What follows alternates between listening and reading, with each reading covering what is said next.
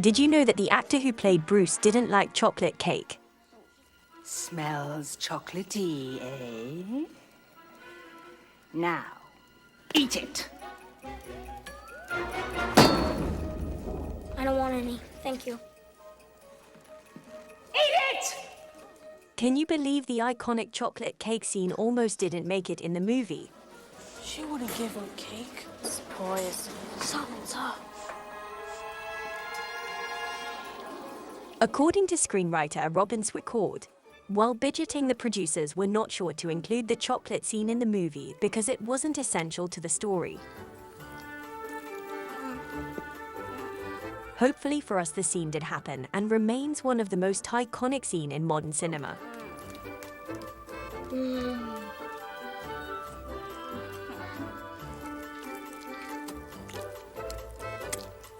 Also, Pam Ferris looked nothing like Miss Trunchbull in real life. That effect was achieved by hours spent in the hair and makeup chair, building the tyrant's signature sweaty look. They gave her a longer nose and made eye bags to attach to the skin beneath her eyes, so she would appear older and more tired. She made this cake just for you to have on your very own. But the young actors who worked with Ferris recall that she was incredibly sweet behind the scenes, and nothing like Trunchbull. And you will not leave this platform until you have consumed the entire confection! Entire confection! Ferris intended to stay in character so that the children's fear of her during filming would feel more real. Cake, now eat it!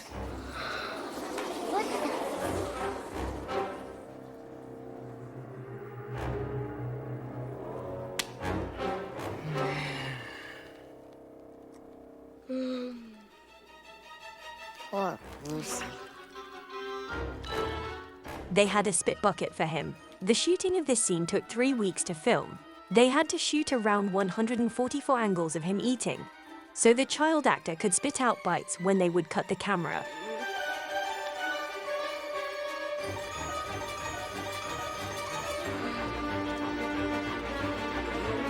The cake around his mouth had to be put back to match where it was the day before.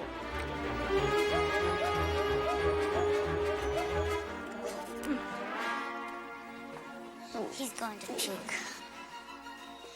I can't look. Is he going to puke? Without a doubt.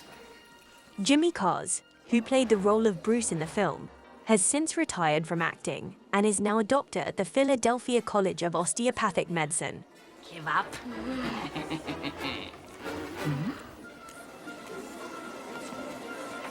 You can do it, Brucey! You can do it, Bruce! Yeah, you can do it! Go, Bruce!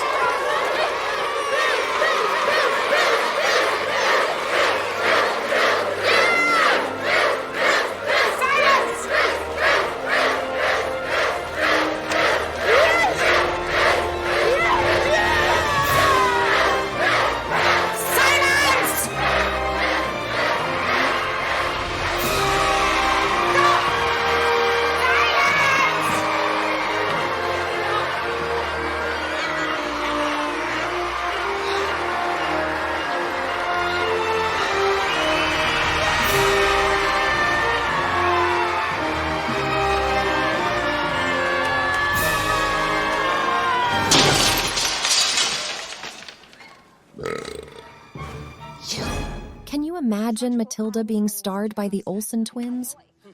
DeVito strongly considered casting them in the leading role because his children were big fans of Full House. Plus, his wife, Rhea Perlman, worked with the Olsen twins in To Grandmother's House We Go. Luckily, after seeing Mara Wilson in Mrs. Doubtfire, DeVito knew he'd found his Matilda. Look. If you feel you've seen Miss Trunchbull somewhere else, you are right. Ferris went on to play another villainous character involved with kids who had special powers. She starred in the Harry Potter franchise as Aunt Marge, with a memorable scene in which Harry accidentally casts the inflating charm on his aunt, causing her to blow up like a balloon and float out of the room.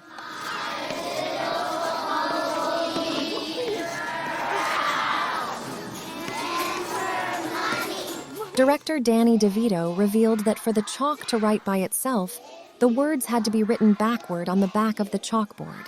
Then, a magnet had to be attached to the end of the chalk with someone standing on the other side. This dragged the chalk along and gave the illusion of writing by itself.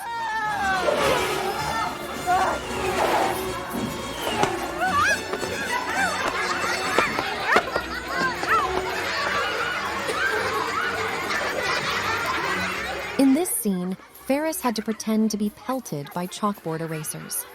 Unfortunately for her, the fact that she had to keep her eyes open for these scenes resulted in a dangerous amount of chalk dust collecting in them, and she had to go to the hospital as soon as the shooting was over in order to get them professionally washed out.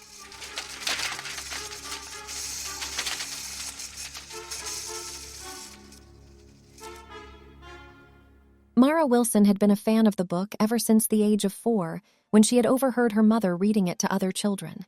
After the success of Miracle on 34th Street, Matilda was among many scripts she was offered.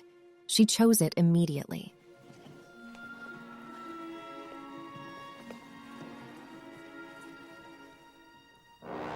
The movie was shot in Pasadena, and things got pretty dreadful in the heat because of the weather. Pam Ferris had a particularly tough time.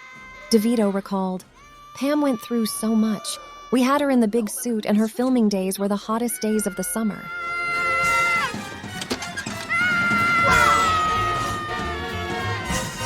Since the movie was made in 1996, when technology was not as advanced as it is today, most of the effects in Matilda were achieved thanks to good old-fashioned ingenuity, using mainly strings, pulleys, and levers.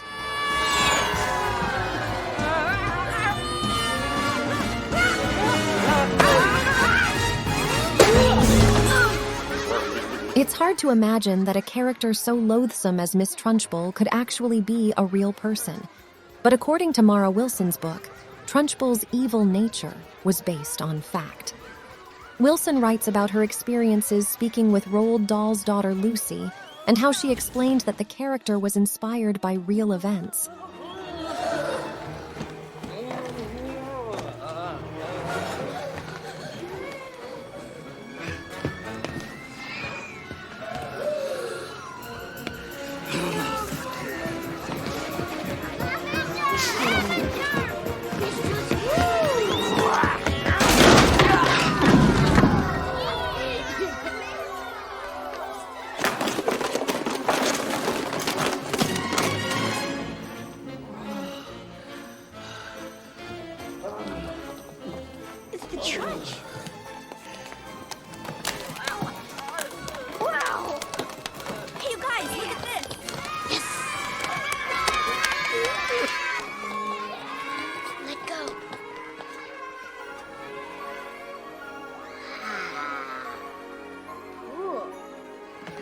I could do that. Pretty good, huh?